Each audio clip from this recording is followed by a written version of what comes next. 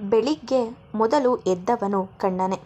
ತನ್ನ ತೋಳುಗಳಲ್ಲಿ ಮಲಗಿದ್ದವಳನ್ನು ನೋಡಿ ಅವಳ ತಲೆ ಸವರಿ, ನನಗೆ 5 ಗಂಟೆಗೇಳೋ ಅಭ್ಯಾಸ ಮಾಡಿಸಿ ಇವಳು ಆರಾಮಾಗಿ ಮಲಗಿದ್ದಾಳೆ ಎಂದುಕೊಂಡು ಅವಳನ್ನು ಸರಿಯಾಗಿ ಮಲಗಿಸಿ ವಾಶ್ರೂಮಿಗೆ ಹೊರಟ.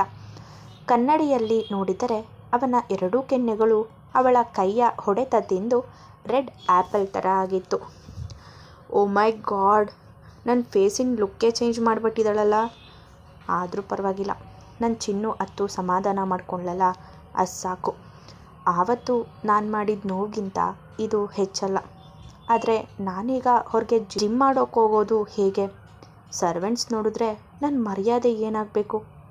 ಇವತ್ತು ಹೊರಗೆ ಹೋಗೋದೇ ಬೇಡ, ರೂಮಿನೊಳಗೆ ಇರೋದೇ ಸೇಫ್ ಎಂದುಕೊಂಡು ಹೋಗಿ ಪುನಃ ಮಲಗಿದ ಅಭಿಮನ್ಯು. ಎಚ್ಚರವಾದವಳಿಗೆ ತಾನು ಎಲ್ಲಿ ಮಲಗಿದ್ದೇನೆಂದು ಅರಿವಾಗದೆ ಸುತ್ತಮುತ್ತ ನೋಡಿದರೆ ಪಕ್ಕದಲ್ಲಿ ಮಲಗಿರುವವನನ್ನು ನೋಡುತ್ತಲೇ, ಥೂ, ನಾನು ಹೇಗಿಲ್ಲಿ ಬಂದೆ? ಇವರದ್ದೇ ಕೆಲಸ ಇರಬೇಕು. ಇವತ್ತು ರಾತ್ರಿಯಿಂದ ಚಾಪೆ ಎಲ್ಲಿದೆ ಅಂತ ನೋಡಿ ಕೆಳಗೆ ಮಲಗಬೇಕು ಎಂದುಕೊಂಡಳು.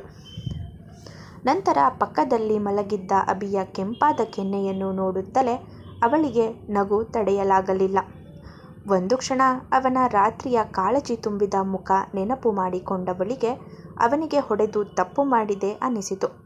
ತುಂಬ ದಿನದಿಂದ ಮನಸ್ಸಿನಲ್ಲಿ ಇದ್ದ ವೇದನೆ ಅತ್ತು ಸರಾಗವಾಗಿ ಹೊರಬಂದ ಕಾರಣ ಅವಳ ಮನಸ್ಸು ತಿಳಿಯಾಗಿತ್ತು. ಅವನು ಏಳುವ ಮೊದಲು ಇಲ್ಲಿಂದ ಜಾಗ ಖಾಲಿ ಮಾಡಬೇಕು ಎಂದುಕೊಂಡು ಎದ್ದು ಹೊರಟರೆ ಅವಳು ಎದ್ದದ್ದು ತಿಳಿದ ಮೇಲೆ ಮೆಲ್ಲಗೆ ಕಣ್ಣು ಬಿಟ್ಟು ನೋಡಿದ. ಅಡುಗೆ ಕೋಣೆಗೆ ಫೋನ್ ಮಾಡಿ 2 ಕಾಫಿ ತರಲು ಹೇಳಿದ. ಕಾಫಿ ಏನೋ ತರುವುದಕ್ಕೆ ಹೇಳಿದ. ಆದರೆ ಈಗ ಕೆಲಸದವರ ಮುಂದೆ ಹೋಗೋದು ಹೇಗೆ ಎಂದು ತಲೆ ಕೆಡಿಸಿಕೊಂಡು ಮೊದಲೇ ಹೋಗಿ ಬಾಗಿಲು ತೆಗೆದು ಕೆಲಸದವರು ಬರುವ ಮೊದಲು ಆ ಕಡೆ ತಿರುಗಿ ನಿಂತಿದ್ದ. ಆದರೂ ಕೆಲಸದವನ ಕಣ್ಣಿಗೆ ಸ್ವಲ್ಪ ಮಟ್ಟಿಗೆ ಅವನ ಕೆಂಪಾದ ಕೆನ್ನೆ ಕಾಣಿಸಿಯೇ ಬಿಟ್ಟಿತ್ತು. ಕೆಲಸದ ಹುಡುಗ ಹೊರಗೆ ಹೋದ ಮೇಲೆ ಬಾಗಿಲು ಲಾಕ್ ಮಾಡಿಕೊಂಡು ರೂಮಿನೊಳಗೆ ಬಂದ. ಶ್ರುತಿ ಸ್ನಾನ ಮಾಡಿ ಡ್ರೆಸ್ಸಿಂಗ್ ರೂಮಿನಲ್ಲಿ ಸೀರೆ ಉಟ್ಟು ಹೊರಗೆ ಬಂದ ಮೇಲೆ ಅವಳಿಗೂ ಕಾಫಿ ಕೊಟ್ಟು, ಪ್ಲೀಸ್ ಚಿನ್ನು, ಒಂದು ಹೆಲ್ಪ್ ಮಾಡು. ಈ ಫೇಸ್ ಇಟ್ಕೊಂಡು ನಾನು ಹೊರಗೆ ಹೋಗೋದಕ್ಕೆ ಆಗೋದಿಲ್ಲ. ಇಲ್ಲಿಗೆ ತಿಂಡಿ ತರ್ತೀಯಾ? ಸರ್ವೆಂಟ್ ಮತ್ತೆ ಮತ್ತೆ ಇಲ್ಲಿಗೆ ಬಂದು ನಾನು ಈ ಮುಖ ನೋಡೋದು ಬೇಡ ಎಂದು ಬೇಡಿಕೊಳ್ಳುವ ರೀತಿ ಕೇಳಿದಾಗ ತಾನೇ ಅವನ ಈ ಪರಿಸ್ಥಿತಿಗೆ ಕಾರಣ ಎಂದುಕೊಂಡು ಅವನಿಗೆ ತಿಂಡಿ ತರಲು ಕೆಳಗೆ ಹೋದಳು. ಅಲ್ಲಿ ಅಡುಗೆ ಕೋಣೆ ಎಲ್ಲಿ ಇದೆ ಎಂದು ಅರಿವಾಗದೆ ಇಡೀ ಮನೆ ಸುತ್ತಿದಳು. ಎಲ್ಲಿ ಹೋದರೂ ಮತ್ತೆ ಅಲ್ಲಿಗೆ ಬಂದು ಸೇರುತ್ತಿದ್ದಳು. ಕಡೆಗೆ ಪ್ಯಾಲೇಸಿನ ಮ್ಯಾನೇಜರ್ ಬಂದು ಅವಳಿಗೆ ಅಡುಗೆ ಕೋಣೆಯ ದಾರಿ ತೋರಿಸಿ ಹೋದರು. ಹಾಲ್ನ ಸೋಫಾದಲ್ಲಿ ಕುಳಿತಿದ್ದ ತನು ಶ್ರುತಿಯನ್ನು ನೋಡಿ, ಏನೇ ಮಿಡಲ್ ಕ್ಲಾಸ್, ಕಣ್ಣನಿಗೇನೇ ಮಾಡಿದೆ? ಅವನ ಮುಖ ಕೆಂಪಾಗಿತ್ತಂತೆ ಎಂದು ಸೊಕ್ಕಿನಿಂದ ಕೇಳಿದಳು. ಶ್ರುತಿಗೆ ಅವಳ ಮುಖ ನೋಡಿಯೇ ಅರ್ಥವಾಯಿತು ಇವಳಿಗೆ ವಿಪರೀತ ದುಡ್ಡಿನ ಮದ ಏರಿದೆ ಎನ್ನುವುದು. ಛೀ ತನು, ಗಂಡ ಹೆಂಡತಿ ನಡುವೆ ನಡೆದ ಮಾತುಕತೆಗಳನ್ನೆಲ್ಲ ಕೆಲಸದವರ ಹತ್ರ ಕೇಳಿ ತಿಳ್ಕೊಳ್ಳೋ ಬುದ್ಧಿ ನಿನಗೆ ಇದೆ ಅಂತ ಗೊತ್ತಿರಲಿಲ್ಲ. ಆದರೂ ಹೇಳ್ತಾ ಇದ್ದೀನಿ ಕೇಳು. ಅದು ನಿನ್ನೆ ರಾತ್ರಿ ನಮ್ಮಿಬ್ಬರ ಮಧ್ಯ ರೊಮ್ಯಾನ್ಸ್ ಸ್ವಲ್ಪ ಜಾಸ್ತಿಯಾಗಿ ಅವ್ರ ಕೆನ್ನೆಗೆ ಕಚ್ಚಿದೆ, ಅದಕ್ಕೆ ಹೀಗಾಗಿದೆ. ಪಾಪ ನಿನ್ನ ಗಂಡ ನಿನ್ನ ಜೊತೆ ಹೀಗೆಲ್ಲ ರೊಮ್ಯಾನ್ಸ್ ಮಾಡಲ್ವಾ? ಅವ್ರು ತಾನೇ ಹೇಗೆ ಮಾಡ್ತಾರೆ ಹೇಳು? ನಿನ್ನ ಕೆನ್ನೆ ಕಚ್ಚಿದ್ರೆ 1/4 kg ಮೇಕಪ್ ಅವ್ರ ಬಾಯಲ್ಲೇ ಇರುತ್ತಷ್ಟೆ ಎಂದು ನಗುತ್ತಾ ಹೇಳಿ ಸೆರಗನ್ನು ಬೀಸಿಕೊಂಡು ಹೋದರೆ ಅವಳ ಮಾತು ಕೇಳಿದ ತನು ಕೋಪದಿಂದ ಕುದ್ದು ಹೋದಳು. ಇತ್ತ ಕಡೆ ಕಣ್ಣ CCTV ಫುಟೇಜಿನಲ್ಲಿ ಶ್ರುತಿಯನ್ನು ನೋಡಿ ಕಣ್ತುಂಬಿಕೊಳ್ಳುತ್ತಿದ್ದ. ಅವಳು ಅಡುಗೆ ಕೋಣೆ ಗೊತ್ತಾಗದೆ ಪ್ಯಾಲೇಸ್ ಸುತ್ತಿ ಬರುವುದನ್ನು ನೋಡಿಯೇ ಅವನೇ ಮ್ಯಾನೇಜರನ್ನು ಕಳುಹಿಸಿದ. ಅಡುಗೆ ಕೋಣೆಗೆ ಹೊರಟ ಶ್ರುತಿಗೆ ಎಲ್ಲೋ ಮಂತ್ರ ಕೇಳಿತು. ಮಾವ ಪೂಜೆ ಮಾಡುತ್ತಿರಬಹುದು ಎಂದುಕೊಂಡು ದೇವರ ಕೋಣೆಗೆ ಹೋದರೆ ಅಲ್ಲಿ ಯಾರೋ ವಯಸ್ಸಾದ ಅರ್ಚಕರು ದೊಡ್ಡದಾದ ದೇವಿಯ ವಿಗ್ರಹಕ್ಕೆ ಮಂಗಳಾರತಿ ಮಾಡಿ ಶ್ರುತಿಯನ್ನು ನೋಡಿ ತೀರ್ಥ ಪ್ರಸಾದ ತಂದುಕೊಟ್ಟರು. ಅವರ ಕಾಲಿಗೆ ನಮಸ್ಕಾರ ಮಾಡುತ್ತಿದ್ದಂತೆ ದೀರ್ಘ ಸುಮಂಗಲಿ ಭವ ಎಂದು ಆಶೀರ್ವಾದ ಮಾಡಿದರು. ಯಾರಮ್ಮ ನೀನು, ಕಣ್ಣನ ಹೆಂಡ್ತಿನಾ ಎಂದು ಕೇಳಿದರು. ಅವರ ಪ್ರಶ್ನೆಗೆ ಉತ್ತರ ಕೊಡಲಾಗದೆ ಹೌದು ಎಂದು ತಲೆಯಾಡಿಸಿದಳು. ಅವಳ ಮುಖವನ್ನು ಪರೀಕ್ಷಿಸುವಂತೆ ನೋಡಿ, ಮಹಾಲಕ್ಷ್ಮಿಯಂತೆ ಕಾಣ್ತಿದೀಯಮ್ಮ. ಈ ಅರಮನೆಗೆ ನಿನ್ನ ಅವಶ್ಯಕತೆ ತುಂಬ ಇದೆ. ಲಕ್ಷ್ಮಿಯಮ್ಮ ಒಂದು ಕಾಲದಲ್ಲಿ ಆಸೆ ಪಟ್ಟಂಥ ಸೊಸೆ ಬಂದಾಯಿತು. ಈ ಅರಮನೆ ನಂದ ಗೋಕುಲದಂತೆ ನಳನಳಿಸುವ ಸಮಯ ದೂರ ಇಲ್ಲ ಎಂದರು. ಅವರ ಮಾತು ಅರ್ಥವಾಗದೆ, ಅರ್ಚಕ್ರೆ, ಮನೆಯವ್ರ್ಯಾರು ಪೂಜೆ ಸಮಯಕ್ಕೆ ಬರೋದಿಲ್ವಾ? ನಾನು ನಾಳೆಯಿಂದ ಪೂಜೆ ಮಾಡ್ಬೋದಾ ಕೇಳಿದಳು. ಕಣ್ಣ ಮತ್ತು ತುಷಾರ್ ಯಾವಾಗಲಾದರೂ ಮಂಗಳಾರತಿ ಸಮಯಕ್ಕೆ ಬರ್ತಿದ್ರು. ಉಳ್ದವ್ರು ಯಾರೂ ದೇವ್ರ ಕೋಣೆಗೆ ಬರೋದಿಲ್ಲ. ನೀನು ಧಾರಾಳವಾಗಿ ಪೂಜೆ ಮಾಡ್ಬೋದು. ಒಂದು ಕಾಲದಲ್ಲಿ ಲಕ್ಷ್ಮಿಯಮ್ಮ ಯಾವಾಗಲೂ ಇಲ್ಲಿ ಪೂಜೆ ಮಾಡ್ತಿದ್ರು. ಅವ್ರು ಶ್ರದ್ಧಾ ಭಕ್ತಿಯಿಂದ ಪೂಜೆ ಮಾಡ್ತಿದ್ರೆ ಸಾಕ್ಷಾತ್ ಮಹಾಲಕ್ಷ್ಮಿಯೇ ಬಂದಂತೆ ಕಾಣ್ತಿತ್ತು. ನಮ್ಮ ಕಣ್ಣ ಆಗಿನ್ನೂ 2 ವರ್ಷದ ಪುಟ್ಟ ಹುಡುಗ. ಅವ್ರ ಮುಂದೆ ಕೈ ಮುಗಿದು ಕಣ್ಮುಚ್ಚಿ ಕುಳಿತು ಬಿಡ್ತಿದ್ದ. ತುಷಾರ್ ಹುಟ್ಟಿದ ಮೇಲೆ ಅವನು ಹೀಗೆ ಕುಳಿತುಕೋತಿದ್ದ. ಅಜ್ಜಿ ಮೊಮ್ಮಕ್ಕಳು ದೇವ್ರ ಮುಂದೆ ಕುಳಿತರೆ ನೋಡೋದಕ್ಕೆ 2 ಕಣ್ಣು ಸಾಲದು. ಕಣ್ಣನಿಗೆ 7 ವರ್ಷ ಇರುವಾಗ ಲಕ್ಷ್ಮಿಯಮ್ಮ ತೀರ್ಕೊಂಡ್ರು. ಅವ್ರ ಹಿಂದೆನೇ ಕಣ್ಣ ತುಷಾರ್ನ ಸುಖ ಸಂತೋಷವೂ ಹೋಯಿತು. ಅವ್ರು ತೀರ್ ಹೋಗ್ತಿದ್ದಂತೆ ಇಲ್ಲಿ ಪೂಜೆ ಮಾಡೋರೇ ಇರಲಿಲ್ಲ. ನಮ್ಮ ಕಣ್ಣ ಜೀವನದಲ್ಲಿ ತುಂಬ ಕಷ್ಟಪಟ್ಟಿದ್ದಾನೆ ಎಂದವರೇ ಹಳೆ ನೆನಪುಗಳನ್ನು ನೆನೆದು ದೀರ್ಘ ನಿಟ್ಟುಸಿರು ಹೊರಬಿಟ್ಟು, ದೇವರನ್ನ ಹಾಗೆ ಬಿಡೋಕೆ ಮನಸ್ಸಾಗದೆ ನಾನೇ ಬಂದು ಪೂಜೆ ಮಾಡೋಗ್ತೀನಿ ಎಂದರು. ಅವಳು ಪ್ರಶ್ನೆ ಕೇಳುವ ಅಗತ್ಯವೇ ಇಲ್ಲದಂತೆ ತಾವೇ ಎಲ್ಲವನ್ನೂ ಹೇಳಿದರು. ಅವಳಿಗೆ ಯಾರ ಬಗ್ಗೆಯೂ ತಿಳಿದುಕೊಳ್ಳುವ ಆಸಕ್ತಿ ಇರಲಿಲ್ಲ. ಅವಳ ಮನಸ್ಸಿಗೆ ನೆಮ್ಮದಿ ಬೇಕಿತ್ತು. ನಾನು ಪೂಜೆ ಮಾಡಿದ್ರೆ ನಿಮ್ಗೆ ಯಾವ ತೊಂದರೆಯೂ ಇಲ್ಲ ಅಲ್ವಾ? ಪುನಃ ಕೇಳಿದಾಗ, ನಾನು ಈ ಅರಮನೆಯ ಆವರಣದಲ್ಲಿ ಒಂದು ಶಿವನ ದೇವಸ್ಥಾನ ಇದೆ, ಅಲ್ಲೇ ಪೂಜೆ ಮಾಡ್ತೀನಿ. ನನಗೇನೂ ತೊಂದರೆ ಇಲ್ಲ. ಈ ಅರಮನೆಯ ಸೊಸೆಯಂದಿರೇ ದೇವ್ರ ಪೂಜೆ ಮಾಡೋದು. ನೀನು ಕೂಡ ಪೂಜೆ ಮಾಡು, ಎಲ್ಲ ಒಳ್ಳೆಯದಾಗುತ್ತೆ ಎಂದು ಹೇಳಿ ಹೋದರು. ಕಣ್ಣ ತಿಂಡಿ ಕೇಳಿದ್ದು ನೆನಪಾಗುತ್ತಿದ್ದಂತೆ ಅಡುಗೆ ಕಣಗೆ ಹೋದಳು. ಅಲ್ಲಿಯೋ 4 ಜನ ಅಡುಗೆಯವರಿದ್ದರು. 5-6 ಬಗೆಯ ತಿಂಡಿ ರೆಡಿಯಾಗಿತ್ತು.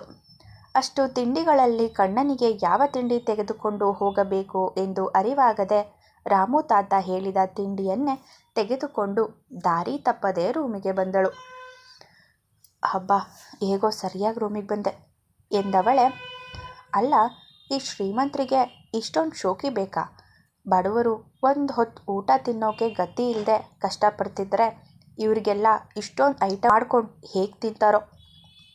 ಆದರೂ ಈ ಮನುಷ್ಯ ತುಂಬ ಸಿಂಪಲ್ ಅಂತ ಕಾಣುತ್ತೆ, ಅದಕ್ಕೆ ಇಡ್ಲಿ ಮಾತ್ರ ತಿಂತಾರೆ ಎಂದುಕೊಂಡು ಕಣ್ಣನಿಗೆ ತಿಂಡಿ ಕೊಟ್ಟಳು. ಮಂಚದಲ್ಲಿದ್ದ ಹೂವನ್ನೆಲ್ಲ ಅವನೇ ತೆಗೆದು ಡಸ್ಟ್ಬಿನ್ಗೆ ಹಾಕಿದ್ದ. ಬೇರೇನೂ ಕೆಲಸವಿಲ್ಲದೆ ಹೊರಗೆ ಬಂದಳು. ಅವನ ಎದುರು ನಿಲ್ಲುವುದಕ್ಕೆ ಅವಳಿಗೆ ಮುಜುಗರವಾಗುತ್ತಿತ್ತು. ಅಭಿಗೆ ಅವಳ ಕಷ್ಟ ಅರ್ಥವಾದ್ದರಿಂದ ರಾಮು ತಾತನಿಗೆ ಹೇಳಿ ಅವಳು ಉಪವಾಸ ಇರದೆ ತಿಂಡಿ ತಿನ್ನುವಂತೆ ಮಾಡಿದ. ಏನು ಮಾಡುವುದು ಎಂದು ಗೊತ್ತಾಗದೆ ಸೋಫಾದ ಮೇಲೆ ಕುಳಿತಿದ್ದ ಶ್ರುತಿಗೆ ಎಲ್ಲಿಂದಲೋ ಪುಟ್ಟ ಮಗು ಅತ್ತಂತೆ ಕೇಳಿಸಿತು. ಮಗುವಿನ ಅಳುವಿನ ಸ್ವರ ಕೇಳಿದಲ್ಲಿಗೆ ಅವಳ ಕಾಲುಗಳು ತಾನಾಗಿಯೇ ಸರಿಯಿತು. ತುಷಾರ್ ರೂಮಿನಲ್ಲಿ ಮಗುವನ್ನು ಎತ್ತಿಕೊಂಡು ಸಮಾಧಾನ ಮಾಡುತ್ತಿದ್ದ. ಅವನು ಸಮಾಧಾನ ಮಾಡಿದರೂ ಮಗು ಅಳು ಹೆಚ್ಚು ಮಾಡುತ್ತಿತ್ತು. ಬಾಗಿಲನ್ನು ನಾಕ್ ಮಾಡಿದಳು. ಹೊರಗೆ ನಿಂತಿದ್ದವಳನ್ನು ನೋಡಿ ನಗುತ್ತಾ, ಬನ್ನಿ ಅದಕ್ಕೆ ಒಳಗೆ, ನನ್ನ ರೂಮಿಗೆ ಬರೋದಕ್ಕೆ ಪರ್ಮಿಷನ್ ಬೇಕಾ ಎಂದು 3 ತಿಂಗಳ ಪುಟ್ಟ ಮಗುವನ್ನು ನೋಡಿ ಅವಳಿಗೆ ಆಶ್ಚರ್ಯ. ಈ ಮನೆಯ ಮಗುವಾದರೆ ನಿನ್ನೆ ಮದುವೆಗೆ ಯಾಕೆ ಕರೆದುಕೊಂಡು ಬರಲಿಲ್ಲ ಎನ್ನುವ ಕುತೂಹಲ. ಮಗು ಯಾಕೆ ಅಳ್ತಾ ಇದೆ? ನಿಮ್ಮ ಮಗುನಾ? ಹೌದು ಅದಕ್ಕೆ, ಇದು ನನ್ನ ಮಗುನೇ. ನನ್ನನ್ನು ತುಷಾರ್, ತುಷಿ ಅಂತ ಏನು ಬೇಕಾದರೂ ಕರಿಬೋದು. ನೀವು ತಾವು ಅನ್ನೋ ರೆಸ್ಪೆಕ್ಟ್ ಬೇಡ ಎಂದು ನಗುತ್ತಲೇ ಹೇಳಿದ. ಸರಿ ತುಷಾರ್, ಹಾಗೆ ಕರಿತೀನಿ. ಮಗುವಿಗೇನಾಯಿತು ಎಂದಳು. ಗೊತ್ತಿಲ್ಲ, ತನ್ವಿ ತುಂಬ ಅಳ್ತಾ ಇದ್ದಾಳೆ. ತನು ಶಾಪಿಂಗ್ ಮಾಡೋಕ್ಕೆ ಹೋಗಿದ್ದಾಳೆ. ಇವತ್ತು ಆಯಾ ಬೇರೆ ಕೈ ಕೊಟ್ಟಿದ್ದಾಳೆ. ನನಗೆ ಮೀಟಿಂಗ್ ಇದೆ, ಏನು ಮಾಡಬೇಕು ಅಂತ ಗೊತ್ತಾಗ್ತಾ ಇಲ್ಲ ಎಂದು ಬೇಸರದಲ್ಲಿಯೇ ಹೇಳಿದ. ಮಗುವಿಗೆ ಹೊಟ್ಟೆ ನೋವು, ತಲೆನೋವು ಏನಾದರೂ ಆಗ್ತಾ ಇರ್ಬೋದು. ನಾನೇ ನೋಡ್ಕೊಡ್ತೀನಿ. ನೀನು ಆಫೀಸ್ಗೆ ಹೋಗು ತುಷಾರ್ ಎಂದು ಮಗುವನ್ನು ಎತ್ತಿಕೊಂಡು ಕೆಳಗೆ ಹೋದಳು. ಶ್ರುತಿ ಹೇಗೆ ಮಗುವನ್ನು ಸಂಭಾಳಿಸಬಹುದು ಎಂದು ತಿಳಿದುಕೊಳ್ಳಲು ತುಷಾರ್ ಕೂಡ ಅವಳ ಹಿಂದೆ ಹೊರಟ. ತನ್ನವಳು ಎಲ್ಲಿ ಹೋದಳೋ ಎಂದು CCTV ದೃಶ್ಯಾವಳಿಗಳನ್ನು ನೋಡುತ್ತಿದ್ದ ಕಣ್ಣ ಕೂಡ ಮಗುವನ್ನು ಇವಳು ಹೇಗೆ ಸಮಾಧಾನ ಮಾಡುತ್ತಾಳೆ ಎಂದು ಕುತೂಹಲದಿಂದ ನೋಡುತ್ತಿದ್ದ. ದೇವರ ಕೋಣೆಗೆ ಹೋದವಳೆ ಮಗುವನ್ನು ತುಷಾರ್ ಕೈಗೆ ಕೊಟ್ಟು ಗಂಧ ತೆಳೆದು ಮಗುವಿಗೆ ನೆಕ್ಕಿಸಿದಳು. ಮಗು ಕನರು ಕನರಾದ ಗಂಧವನ್ನು ಹೊಸ ರುಚಿ ಎಂಬಂತೆ ನಿಧಾನವಾಗಿ ನೆಕ್ಕಿ ತಿಂದಿತು. ಅಡುಗೆ ಕೋಣೆಗೆ ಹೋಗಿ ಗಂಧವನ್ನು ನೀರು ಮಾಡಿ ಅದನ್ನು ಸೌಟಿಗೆ ಹಾಕಿ ಹದವಾಗಿ ಬಿಸಿ ಮಗುವಿನ ಹಣೆಗೆ ಸವರಿದಳು. ಇದೇನದ್ಕೆ ಗಂಧ ಹಾಕಿದ್ರೆ ಮಗು ಅಳೋದನ್ನು ನಿಲ್ಲಿಸುತ್ತಾ? ನೋಡುತ್ತಿರುವ ಇಬ್ಬರಿಗೂ ಆಶ್ಚರ್ಯ. ಹೊಟ್ಟೆ ನೋವು ಅಥವಾ ತಲೆನೋವಿದ್ರೆ ಬೇಗ ಕಮ್ಮಿಯಾಗಿ ಮಗು ನಿದ್ದೆ ಮಾಡುತ್ತೆ. ಆಶುಗೆ ನನ್ನ ಅತ್ತೆ ಹೀಗೆ ಮಾಡ್ತಾಯಿದ್ರು ಎಂದಳು. ಆಶು ಅಂದರೆ ಯಾರು? ಗೊಂದಲದಿಂದ ಕೇಳಿದ. ಒಂದು ಸಣ್ಣ ನಗು ಬೀರಿ ನನ್ನ ಮಗ ಆಕಾಶ್. ಅವಳ ಉತ್ತರ ಕೇಳುತ್ತಿದ್ದಂತೆ ತುಷಾರ್ ಸುಮ್ಮನಾಗಿದ್ದ. ಶ್ರುತಿ ಮಗುವನ್ನು ಎತ್ತಿಕೊಂಡು ಏನೋ ಹಾಡೊಂದನ್ನು ಗೊಣಗುತ್ತಾ ಹೆಗಲಿಗೆ ಹಾಕಿಕೊಂಡು ತಟ್ಟತೊಡಗಿದಳು. ಅವಳ ಧ್ವನಿ ಕೇಳುತ್ತಲೇ ಮಗು ನಿದ್ದೆಗೆ ಜಾರಿತು. ಇದೇನದ್ಕೆ ಜಾದು, ನನ್ನ ಮಗಳ ಅಳು ನಿಲ್ಲಿಸೋದೇ ಕಷ್ಟ, ಅಂಥದ್ರಲ್ಲಿ ಇಷ್ಟು ಬೇಗ ಮಲಗಿಸೋದು ಅಂದರೆ ಆಶ್ಚರ್ಯನೇ ಎಂದವನ ನೋಡಿ ಒಂದು ಮುಗುಳ್ನಗೆ ಚೆಲ್ಲಿ ಮಗುವನ್ನು ಮಲಗಿಸಿದಳು. ಅವನನ್ನು ಆಫೀಸ್ಗೆ ಕಳುಹಿಸಿ ತಾನು ಮಗುವಿನ ಜೊತೆ ಇದ್ದಳು. ಪುಟ್ಟ ಮಗು ತುಂಬ ಮುದ್ದಾಗಿತ್ತು. ಹಾಲುಗಲ್ಲದ ಕೆನ್ನೆ, ಪುಟ್ಟ ಕೆಂಪಾದ ತುಟಿಗಳು, ಗುಂಗುರು ಕೂದಲು, ಪುಟ್ಟ ಮೂಗು, ಪುಟ್ಟದಾದ ಕೈಕಾಲುಗಳು ನೋಡುತ್ತಲೇ ಮಗುವನ್ನು ಎತ್ತಿಕೊಂಡು ಮುದ್ದು ಮಾಡಬೇಕು ಅನ್ನಿಸುವಷ್ಟು ಚೆಂದ. ಯಾವುದೋ ಕಿನ್ನರಿ ಕಿವಿಯಲ್ಲಿ ಗುಟ್ಟು ಹೇಳಿದಂತೆ ಆಗಾಗ ಬಿರಿಯುವ ಚಂದದ ನಗು. ನಿದ್ದೆಯಲ್ಲೂ ತುಟಿಗೆ ಏನೋ ಸೋಕಿದಂತೆ ಮಗು ನಾಲಿಗೆಯನ್ನು ತುಟಿಯ ಮೇಲೆ ಆಡಿಸುತ್ತಿತ್ತು. ಆ ಮಗುವನ್ನು ನೋಡುತ್ತಿದ್ದಂತೆ ತನ್ನ ಮಗನ ನೆನಪಾಗುತ್ತಿತ್ತು. ಅವಳ ನೋವು ಮರೆಸುವ ಪೂರ್ವ ದಿವ್ಯ ಶಕ್ತಿ ಮಗುವಿನ ನಗುವಿನಲ್ಲಿತ್ತು. ಆ ದಿನ ಪೂರ್ತಿ ಮಗುವಿನೊಂದಿಗೆ ಕಳೆದು ಬಿಟ್ಟಳು. ಮಗುವಿನ ತಂದೆ ತಾಯಿ ಬರುವಷ್ಟರಲ್ಲಿ ರಾತ್ರಿಯೇ ಆಗಿತ್ತು. ಆ ಅರಮನೆಯಲ್ಲಿ ತನ್ನನ್ನು ಗಮನಿಸುವ ಕಣ್ಣುಗಳು ಸದಾ ತನ್ನ ಹಿಂದೆ ಸುತ್ತುತ್ತಿದೆ ಎಂದು ಅರ್ಥವಾಗಿತ್ತು. ಅದಕ್ಕಾಗಿಯೇ ಅಭಿಮನ್ಯುವಿಗೆ ಅವಳೇ 2 ಹೊತ್ತು ಊಟವನ್ನು ತಾನೇ ತೆಗೆದುಕೊಂಡು ಹೋಗಿದ್ದಳು. ಒಬ್ಬರಿಗೊಬ್ಬರು ಸಂಬಂಧವೇ ಇಲ್ಲದಂತೆ ಇರುವ ಮನೆಯವರ ವರ್ತನೆ ಅವಳಿಗೆ ನಿರಾಸೆ ಮೂಡಿಸಿತ್ತು. ಸರಸ್ವತಿಯವರು ರೂಮಿನಿಂದ ಹೊರಗೆ ಬರುತ್ತಿರಲಿಲ್ಲ. ಮನೆಯವರಿಗೆಲ್ಲ ಅವರವರ ರೂಮಿಗೆ ಊಟ ತಿಂಡಿ ಸಪ್ಲೈ ಆಗುತ್ತಿತ್ತು. ಒಂದು ವಿಚಿತ್ರವಾದ ಮೌನ ಆವರಿಸಿದೆ ಅನ್ನುವಂತಿತ್ತು. ಕೆಲಸದವರು ಮಾತ್ರ ಕೆಲಸಗಳನ್ನು ಶಿಸ್ತುಬದ್ಧವಾಗಿ ಮಾಡಿ ಮುಗಿಸುತ್ತಿದ್ದರು. ರಾತ್ರಿ ಮಲಗಲು ಬಂದವಳಿಗೆ ಚಾಪೆ ಮರೆತೇ ಹೋಗಿತ್ತು. ಆದರೆ ಕಣ್ಣ ಅದಾಗಲೇ 2 ಚಾಪೆ ರೆಡಿ ಮಾಡಿ ಇಟ್ಟಿದ್ದ. ಅವಳು ಕೆಳಗೆ ಚಾಪೆ ಹಾಸಿ ಮಲಗಿಕೊಂಡಳು. ಶ್ರುತಿಯನ್ನು ಗಮನಿಸುತ್ತಲೇ ಲ್ಯಾಪ್ಟಾಪ್ನಲ್ಲಿ ಏನೋ ಕೆಲಸ ಮಾಡುತ್ತಿದ್ದವನು ಅವಳಿಗೆ ನಿದ್ದೆ ಬಂದ ಮೇಲೆ ಮಂಚದ ಇನ್ನೊಂದು ಕಡೆ ಚಾಪೆ ಹಾಸಿ ಮಲಗಿದ. ಅವಳಿಗಿರದ ಸುಖ ಸಂತೋಷಗಳು ತನಗೂ ಬೇಡ ಎಂದುಕೊಂಡನೇನೋ. ಅದ್ಯಾಕೋ ಶ್ರುತಿಗೆ ಅವನು ಅಪರಿಚಿತ ವ್ಯಕ್ತಿ, ತನಗೇನೋ ತೊಂದರೆ ಮಾಡಿದರೆ ಎನ್ನುವ ಸಣ್ಣ ಅನುಮಾನವೂ ಇರಲಿಲ್ಲ. ಆರಾಮಾಗಿ ಮಲಗಿಬಿಟ್ಟಳು. ಶ್ರುತಿ ಸರಿಯಾಗಿ ಕಾಣುವಂತೆ ಮಲಗಿದ್ದವನು ಅವಳ ಕಲ್ಮಶರಹಿತ ಮುಖವನ್ನು ನೋಡಿ ತನ್ನಲ್ಲೇ ಮಾತಾಡಿಕೊಳ್ಳುತ್ತಿದ್ದ. ಚಿನ್ನು, ನಿನ್ನನ್ನು ಮೊದಲ ಸಲ ನೋಡಿದಾಗಲೇ ಯಾರಿಗೂ ಸೋಲ್ದ ಈ ಹೃದಯ ಕಳೆದೇ ಹೋಯಿತು. ನನ್ನ ಎದೆ ಮೇಲೆ ಕಿವಿ ಇಟ್ಟು ನಾನು ಬದುಕಿದ್ದೀನ ಇಲ್ವಾ ಅಂತ ನನ್ನ ಹೃದಯದ ಬಡಿತ ಕೇಳಿಸ್ಕೊಳ್ತಿದ್ಯಲ್ಲ, ಆಗಲೇ ನನಗೆ ಎಲ್ಲಿ ನಿನ್ನ ಮೇಲೆ ಲವ್ ಆಗಿಬಿಡ್ತು ಅಂತ ಹೆದರಿ ನಿನ್ನ ಜೊತೆ ಹಾಗೆ ನಡ್ಕೋತಿದ್ದೆ. ಆದರೂ ನೀನು ನನ್ನನ್ನು ಬದಲಾಯಿಸ್ಬಿಟ್ಟೆ ಪುಟ್ಟ. ನೀನು ನನ್ನ ಜೀವನಕ್ಕೆ ಬಂದು ನನ್ನನ್ನು ಬದಲಾಯಿಸ್ತಿದ್ರೆ ಇಂತಹ ಬದುಕು ನನಗೆ ಸಿಗ್ತಿರಲಿಲ್ಲ. ಯೂಸ್ಲೆಸ್ ಅಂತ ಹೇಳಿದ ನನ್ನ ಡ್ಯಾಡಿ ಇವತ್ತು ಹೆಮ್ಮೆಯಿಂದ ನನ್ನನ್ನು ನೋಡ್ತಿದ್ದಾರೆ ಅಂದರೆ ಅದಕ್ಕೆ ಕಾರಣ ನೀನು, ಚಿರು ಮತ್ತು ಶಾಂತ ಆಂಟಿ. ಭರದ್ವಾಜ್ ಮನೆತನದ ಕುಡಿ ಎಂಬ ಅಹಂಕಾರ ನೀನು ಒಂದು ಮಾತಿನಿಂದ ಅಳಿಸೋಯ್ತು. ನನ್ನಲ್ಲಿ ಅದೆಷ್ಟು ಬದಲಾವಣೆ ತಂದೆ. ತಾತನ ಕನಸಾದ ಈ ಪ್ಯಾಲೇಸ್ ಕೂಡ ಕೈ ಬಿಟ್ಟು ಹೋಗ್ತಿತ್ತು. ತಾತ ಈ ಪ್ಯಾಲೇಸ್ ಉಳಿಸ್ಕೊಳ್ಳೋದಕ್ಕಾಗಿ ಸರ್ಕಾರದ ವಿರುದ್ಧ ಎಷ್ಟು ಹೋರಾಡ್ತಿದ್ರು ಗೊತ್ತಾ?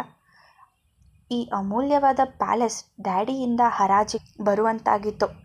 ಇವತ್ತು ಪ್ಯಾಲೇಸ್ ಉಳ್ಕೊಂಡಿದ್ರೆ ಅದಕ್ಕೆ ನೀನೇ ಕಾರಣ.